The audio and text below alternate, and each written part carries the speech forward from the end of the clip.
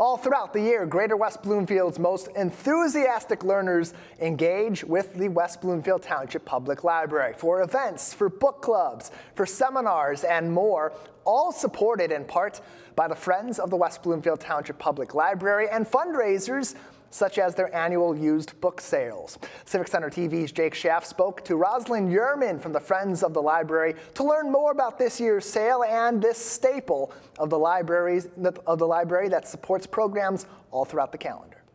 Well, book sales are a staple of Friends groups, and they're so important because they're a community event that serves all members of the community.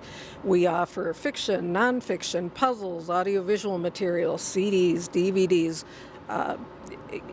audiobooks. If you want it, we likely have it, and we have an abundance of material for low prices. Now, not only that, but with book sales like this, it also makes reading a little more affordable for people, especially providing them with cheaper alternatives and cheaper selections for people to read to help build their own collections. 100%, because they can get books to read themselves, for their parents to read from them. Maybe someone's taking an SAT test and they want a study guide. It just, it supports what the library does and provides reading material, puts reading material into the hands of everyone for low and affordable prices. Well, the Friends of the Library hold 2 book sales, one in the spring, one in the fall. Spring book sale will be held on Friday, April 10th through Sunday, April 12th. Friday is preview night from 7 to 9 o'clock p.m. for Friends of the Library, and people can join at the door. Sale hours are 9 to 5 on Saturday, and then we end the sale with bag day from 12 to 3 on Sunday. Why is it so important to be implementing more and more of these events and these initiatives to help spread the love of reading throughout Greater West Bloomfield?